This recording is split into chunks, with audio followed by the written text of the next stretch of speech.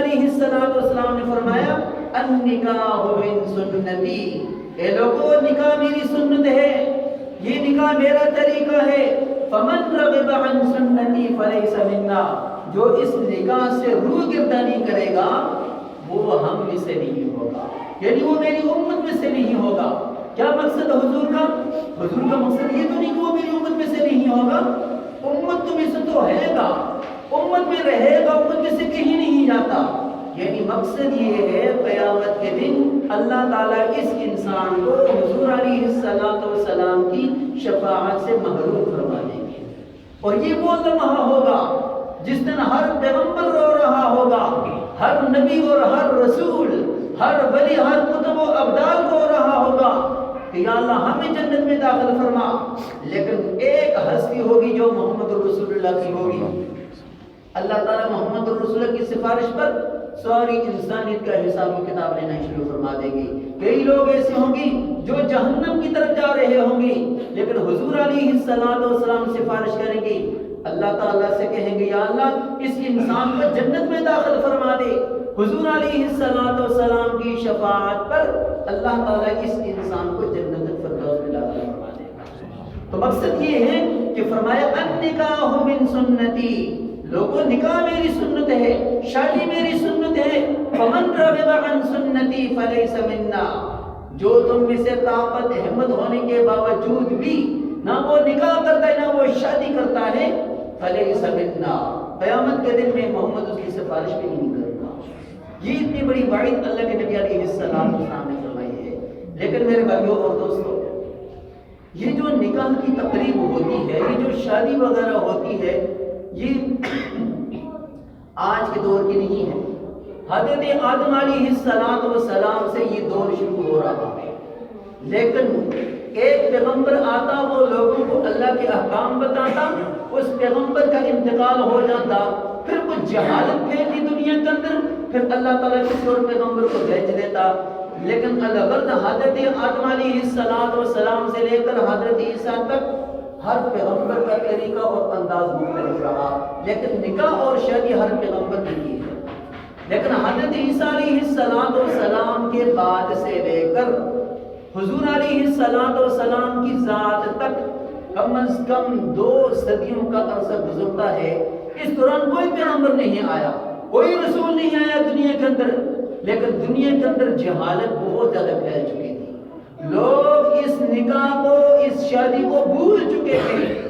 آئیے میں آپ کو دکھاتا ہوں زمانہ جاہلیت کے اندر لوگ کس طرح نکاح کیا کرتے تھے۔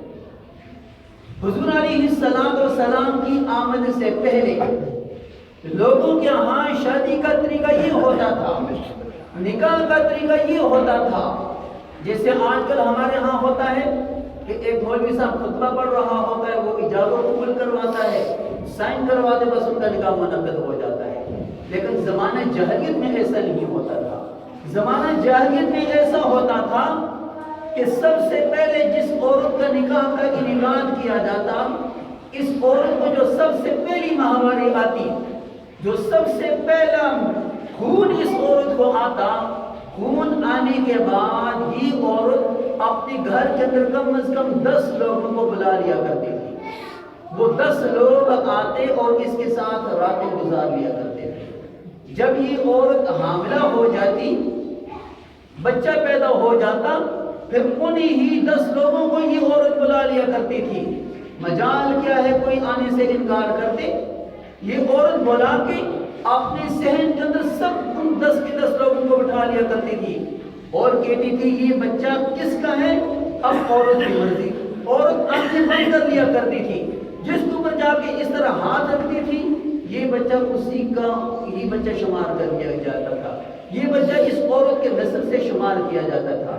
تو یہ زمانہ جاہلیت کے اندر پہلا نکاح ایسا ہوتا تھا کہ یہ عورت 10 آدمی کو بلاتی، کسی ایک کے نام کا جو بچہ نکل جاتا اسی کے نام پر یہ بچہ شمار کیا جاتا۔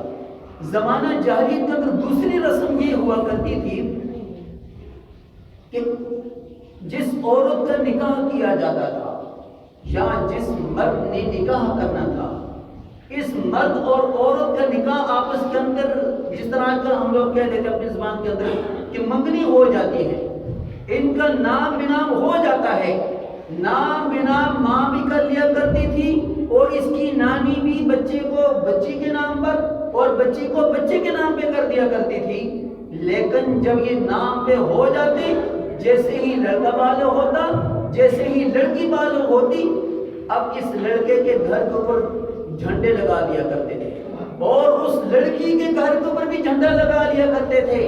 اور ہر آنے والا یہ دیکھا کرتا تھا کہ یہ نشانی ہوگی اس بات کی کہ جب تھوڑا سا وقت گزرے گا اس لڑکی کا نکاح اس لڑکے کے ساتھ ہوگا اور اس لڑکی کا نکاح اس لڑکی کے ساتھ ہوگا. یہ نشانی ہوا کرتی تھی. آج کل جیسا ہوتا ہے دروازوں کے اوپر ہم لوگوں نے دیکھا بہت بڑے بڑے لوگ جھنڈے لگا رہے ہوتے ہیں، یہ جھنڈے بھی وہیں کی ایجاد ہے. تو یہ زمانہ جاہلیت میں اس طرح ہوتا تھا، وہ جھنڈوں کے ذریعے ہوتا تھا. لیکن یہ جب جھنڈے لگ جایا کرتے تھے، اب یہاں پر پہلی صورت کے اندر تو 10 آدمی آیا کرتے تھے، یہاں ہر آدمی کے آنے کی گنجائش ہوتی تھی. جس مرضی مذہب کے ساتھ تعلق رکھنے والا ہو، جس مرضی قوم کے ساتھ تعلق رکھنے والا ہو، جب عورت کے گھر کے اوپر جھنڈا لہرانا شروع ہو گیا، اب لوگوں نے آنا شروع کر دیا. جیسے ہی اس عورت کے بچہ جننے کا وقت قریب آئے گا، اب یہ عورت ان سب لوگوں کو بلائے گی. پہلے تو 10 لوگ تھے، اب یہاں 40 بھی ہو سکتے ہیں، 50 بھی ہو سکتے ہیں، جتنے مرضی ہو جائیں. اب یہ سب کے سب لوگ آتے ہیں اور آ کر عورت کہتی ہے کہ یہ بچہ فلاں آدمی کے نطفے سے پیدا ہوا ہے. یہ 2 موقع ایسے تھے کہ جس طرح زمانہ جاہلیت کے اندر لوگ نکاح کیا کرتے تھے. اس کے بعد بچے کی پیدائش کے بعد اب اس لڑکی کا اور اس لڑکے کا آپس میں نکاح ہو جاتا تھا. نکاح ہو جانے کے بعد اب ان کی ازواجی زندگی شروع ہو جائے کرتی تھی. لیکن میرے بھائیوں اور دوستوں، جو اس زمانہ جاہلیت کے اندر جو تیسرا نکاح ہوتا تھا وہ بڑا عجیب نکاح ہوتا تھا. نکاح عجیب یہ ہوتا تھا کہ جس لڑکے کا نکاح جس لڑکی کے ساتھ ہونا تھا، اس لڑکی کو گدے کے اوپر یا گدے کے اوپر بٹھا دیا کرتے تھے اور دونوں کے پاؤں کو آپس کے اندر زنجیروں کے ساتھ باندھ دیا کرتے تھے. اور یہ نشانی ہوتی اس بات کی کہ اس لڑکی کا اور اس لڑکی کا نکاح آپس کے اندر منعقد ہو گیا. آج کل تو یہ ہوتا ہے کہ قاری صاحب آتے ہیں، وہ خطبہ پڑھتے ہیں، لڑکے اور لڑکی سے ایجاب کروا دیتے ہیں. زمانہ جاہلیت میں یہ نہیں ہوتا تھا. یا رسی باندھ دیا کرتے تھے پاؤں کے اندر یا زنجیر باندھ دیا کرتے تھے. اس لڑکے کو اور اس لڑکی کو وہ تپتی ہوئی دھوپ کے اندر چھوڑ دیا کرتے تھے. زمانہ جاہلیت کے اندر سردیوں کے اندر شادی لوگ نہیں کرتے تھے. ہمیشہ کے لیے لوگ جو ہے وہ جو شادی ہوتی تھی یا جو ان کا نکاح وغیرہ ہوتا تھا یہ ہمیشہ گرمی میں کیا کرتے تھے. کم از کم 10 دن تک اس لڑکی اور اس لڑکے کے پاؤں کو آپس کے اندر باندھ کے ایک چٹیل میدان کے اندر پھینک دیا کرتے تھے. اب روزانہ صبح کو ایک دن لڑکے والے آ کے ان کے آگے روٹی پھینک کے چلے جاتے تھے. جس طرح آج کل ہمارے ہاں ہوتا ہے، ہمارے گھر کے اندر کتا بیٹھا تھا، جس طرح کتے کے آگے روٹی پھینک دے رہے ہیں. یہ میں بات اللہ کے نبی کی حدیث سنا رہا ہوں آپ کو، میں کوئی قصہ کہانی نہیں سنا رہا آپ کو. یہ مسلم شریف کی حدیث ہے. زمانہ جاہلیت کے نکاحوں کو اللہ تعالیٰ نے اللہ کے نبی نے بیان کیا ہے. جس طرح کتے کے آگے روٹی پھینک دیا کرتے تھے، ایک دن لڑکی والے آتے، ایک دن لڑکے والے آتے. کم از کم 9 دن یا 11 دن یا 13 دن یا 15 دن، بس 15 دن تک یہ لڑکا اور یہ لڑکی اسی طرح پڑے رہتے. پھر اس کے بعد اس کے خاندان، فیملی، رشتہ داری، برادری ساری جمع ہو جاتی. ایک بہت بڑا میلہ سج جاتا. اس کے اندر اس لڑکی اور اس لڑکی کے ہاتھ واپس کے اندر یوں پکڑا دیا کرتے تھے اور کہتے بس اس کا نکاح ہو گیا. لیکن میرے بھائیوں اور دوستوں، جب حضور نبی کریم علیہ السلام نے نبوت کا دعویٰ کیا، اللہ کے نبی علیہ السلام جب اس دنیا میں آئے تو اللہ کے نبی علیہ السلام نے تمام کی تمام رسموں کو توڑ دیا. کہا جو تمہارے رسم و رواج ان سب کو ختم کر دو. اللہ تعالیٰ نے قرآن مجید کی آیت کریمہ اتار دی. فرمائی جو تم رسموں زمانہ جاہلیت کی جو تم رسمیں کر رہے ہو ان سب کو چھوڑ دو. ایک ہی طریقہ ہے، وہ سورۃ النور آیت نمبر 31 کے اندر اللہ تعالیٰ یہ بیان فرما رہے ہیں کہ وَأَنكِحُوا الْأَيَامَ مِنكُمْ وَالصَّالِحِينَ مِنْ عِبَادِكُمْ. اے لوگوں تم نکاح کرو شریعت محمدی کے مطابق. شریعت محمدی کے مطابق یہ ہے، وہ جو عورتیں مردوں کو بلاتی تھی، وہ جو لڑکی اور لڑکی کو دھوپ کے اندر پھینک دیا کرتے تھے، ان تمام رسموں کو توڑ دو. آسان سی رسم ہے. بس جیسے ہی لڑکی بالغ ہو جائے، جیسے ہی لڑکا بالغ ہو جائے، ان دونوں کا آپس کے اندر بٹھاؤ، ایک سے ایجاب کراؤ، ایک سے قبول کراؤ، خطبہ پڑھو، بس اب یہ لڑکا اور لڑکی دونوں ایک دوسرے کے میاں بیوی شمار ہونے شروع ہو جائیں گے۔ لیکن میرے بھائیوں اور دوستو، یہ اللہ کے نبی علیہ السلام کا ہمارے اوپر بہت بڑا کرم ہے، بہت بڑا احسان ہے کہ اللہ کے نبی علیہ السلام نے اتنے بڑے گناہوں کی دل سے، اتنی گندگی سے نکال کے اللہ کے نبی علیہ السلام نے ہمیں نکاح کرنے کا بہترین طریقہ اور بہترین شریعت اللہ کے نبی علیہ السلام نے ہمیں دی ہے۔ اب نکاح کے بارے میں سمجھ لیجیے، نکاح کے اندر سب سے پہلا طریقہ یہ ہوتا ہے، سنت طریقہ یہی ہے کہ نکاح جو ہوتا ہے یہ مسجد کے اندر ہونا چاہیے۔ اللہ کے نبی علیہ السلام کی جتنی بھی شادیاں ہوئیں ان سب کا نکاح اللہ کے نبی علیہ السلام نے اپنی مصلی رسول کی بیٹھ کے کرایا، اور اپنی 4 بیٹیوں کا نکاح، حضرت زینب کا، ام کلثوم کا، حضرت رقیہ کا، ان 4 کا نکاح اللہ کے نبی علیہ السلام نے مسجد میں کروایا۔ تیسرے نمبر پر اللہ کے نبی علیہ السلام نے فرمایا جب تم اس نکاح کو مسجد کے اندر تم منعقد کرو گے، پھر اس نکاح کے اندر تم جو بھی دعا مانگو گے اللہ تعالیٰ تمہاری دعاؤں کو کبھی رد نہیں فرماتے، بلکہ 3 موقع ایسے ہیں جہاں پر اللہ تعالیٰ انسان کی دعا کو رد نہیں فرماتا۔ ایک، جب پہلی نظر انسان کی خانہ کعبہ پر پڑتی ہے، دوسری جب انسان فرض نماز کے بعد اللہ کے آگے ہاتھ اٹھاتا ہے، اللہ کہتا بندے تیرے ہاتھ اٹھانے سے پہلے میں نے تیری ساری مرادوں کو پورا فرما دیا ہے۔ تیسرا یہ موقع ہے نکاح کا موقع ہے، نکاح کے موقع پر اگر یہ مسجد میں ہو جائے بہت اچھا ہے، نہ ہو لیکن آج کل لوگوں کی مجبوری سی بنی ہوئی ہے، لوگوں کے دستور سے بنا ہوا ہے، شادی حالوں میں بھی کر دیتے ہیں، لیکن بہتر طریقہ یہ کہ مسجد میں ہو جائے بہت اچھی بات ہے۔ تو اس نکاح کے موقع پر جو دعا مانگی جائے گی اس دعا کو اللہ تعالیٰ کبھی رد نہیں فرماتے۔ چوتھی بات نکاح کے بارے میں سمجھ لیجئے، نکاح شریعت کے اندر مختلف قسم کے ہوتے ہیں، ایک کو نکاح متعہ کہا جاتا ہے، ایک کو نکاح شغار کہا جاتا ہے۔ اب ٹائم کم ہے، میں صرف آپ سے 2 قسموں کو بیان کر کے اپنی بات کو ختم کرتا ہوں۔ نکاح شغار کا مطلب یہ ہوتا ہے جس کو ہم اپنی پنجابی زبان کے اندر کہتے ہیں وٹا سٹا کرنا۔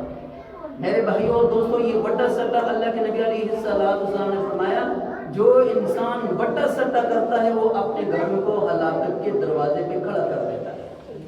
آج سے 1400 سال پہلے اللہ کے نبی علیہ السلام نے فرما دیا آپ کے خاندان فیملی میں ہوگا یا نہیں ہوگا، میرے خاندان فیملی میں ہوا اور میں نے ڈٹ کے مخالفت کی اور میں نے ان کو کہا میں نے کہا ایک وقت ایسا آئے گا تم یاد کرو گے، اور ہوا۔ اب وہ ایک طرف کوئی مسئلہ ہوتا ہے وہ لڑکی کو اس کے گھر بھیج دیتے ہیں، پھر ادھر سے اس کی جو بہن ہوتی ہے اس کے گھر بھیج دیتے ہیں۔ اب وہ وٹا سٹا کیا کرتا ہے، اس گھر کو بھی تباہ کر رہا ہے اور اس گھر کو بھی تباہ کر رہا ہے۔ اسی وجہ سے اللہ کے نبی علیہ السلام نے آج سے 1400 سال پہلے امت کو یہ سبق دے دیا ہے کہ لوگوں یہ جو وٹا سٹا والا نکاح ہے اس وٹا سٹا کے نکاح سے بچو، اگر تم یہ قدم اٹھاؤ گے تو تمہارے گھر تباہی اور بربادی کے دہانے تک پہنچ جائیں گے۔ نمبر 3، نکاح کی تیسری قسم ہوتی ہے نکاح متعہ، تھوڑی دیر کے لیے نکاح کر لینا۔ اسلام کے اندر یہ چیز بالکل بھی جائز نہیں ہے، ابتدائی اسلام میں جائز تھا، اللہ کے نبی علیہ السلام نے کہا ٹھیک ہے تم نکاح کرنا چاہے نکاح کر سکتے ہیں، لیکن جیسے ہی مکہ المکرمہ فتح ہوا حضرت علی المرتضی رضی اللہ تعالیٰ عنہ سے روایت ہے، حضرت علی کہتے ہیں اللہ کے نبی علیہ السلام نے فرمایا اب قیامت تک یہ کام میں نے تمہارے پر حرام کر دیا ہے، تو تھوڑے وقت کے لیے بھی نکاح کرنا اللہ تعالیٰ نے اس چیز کو بھی حرام قرار دیا ہے۔ لیکن میرے بھائیوں اور دوستوں ٹائم ختم ہو رہا ہے، میں صرف آپ کے سامنے آخری بات کہہ کر اپنی بات کو ختم کرتا ہوں۔ ہمارے بہت سے بھائی، ہماری بہت سی بہنیں جو اس وجہ سے رک جاتی ہیں پتہ نہیں ہم کھائیں گے کہاں سے، کیا ہوگا ہمارے ساتھ، کیا ہوگا۔ نہیں میرے بھائیوں اور دوستوں، سورۃ النور ہے، اللہ تعالیٰ قرآن پاک کے اندر جو بات کہتی ہے ہمیشہ کے لیے سچ کہتے ہیں، اتنی سچ ہوتی ہے آپ اس کا تجربہ کر کے دیکھیے گا۔ بہت سے لوگ ایسے وہی کچھ کھانے کے لیے ہے نہیں ہے، گھر نہیں ہے، باہر نہیں ہے، کیا کریں گے، کہاں سے کھائیں گے، نکاح کیسے کریں گے؟ اللہ تعالیٰ نے قرآن مجید کے اندر اس کا جواب دے دیا، فرمایا وَأَنكِحُوا الْأَيَامَ مِنكُمْ وَالصَّالِحِينَ مِنْ عِبَادِكُمْ وَإِمَائِكُمْ إِنْ يَكُونُوا فُقَرَاءَ يُغْنِهِمُ اللَّهُ۔ اگر تم یہ سمجھتے ہو بھائی ہم غریب ہیں، ہم فقیر ہیں، ہمارے پاس استعداد نہیں ہے، ہمارے پاس شادی کرنے کے لیے کچھ ہے نہیں، اللہ تعالیٰ کہتے ہیں میرے بندے بس ارادہ تو کر لے. فقراء اگر تو فقیر ہے, اگر تو غریب ہے, اگر تیرے پاس کھانے کے لیے کچھ نہیں ہے, نکاح کر لے.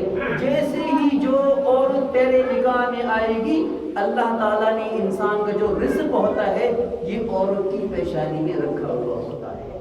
فرمایا یغنیہم اللہ من فضلہ, جیسے ہی تمہارا نکاح ہوگا اللہ تعالیٰ تمہیں بہت زیادہ مالدار کر دے گا. بس نکاح کرنا تمہارا کام ہے, حالات کو سدھارنا یہ تمہارے رب کا کام ہے. تو میرے بھائیوں اور دوستوں, میری آپ حضرات سے گزارش یہ ہے کہ نکاح کی بہت سی قسمیں ہیں. اب ٹائم ختم ہو گیا, پہلے ہمارا اسپیکر ہی خراب تھا بات پوری کرنے کی, لیکن بس اتنی بات میں آپ کو یہ بات سمجھا دوں, کہہ دوں کہ اللہ کے نبی علیہ السلام نے نکاح کے بارے میں بہت سی فضیلتیں بیان فرمائی ہیں. تو فرمایا جو انسان کہتا بھائی میں نکاح نہیں کر سکتا, ابھی ٹائم نہیں, ابھی یہ ہے وہ ہے, تو اللہ کے نبی نے فرمایا تم گناہوں سے بچنا چاہتے ہو تو دن کا روزہ رکھ لیا کرو. روزہ جب انسان رکھے گا تو بڑے بڑے گناہوں سے بچ جاتا ہے. لیکن کوشش یہ کرنی چاہیے جیسے بچی بالغ ہو, جیسے بچہ بالغ ہو, فوراً ان کا نکاح کرو, فوراً ان کی رخصتی کر دو. اللہ تعالیٰ سے دعا ہے اللہ تعالیٰ ہم سب کو جو کچھ کاج پر عمل کرنے کی توفیق عطا فرمائے.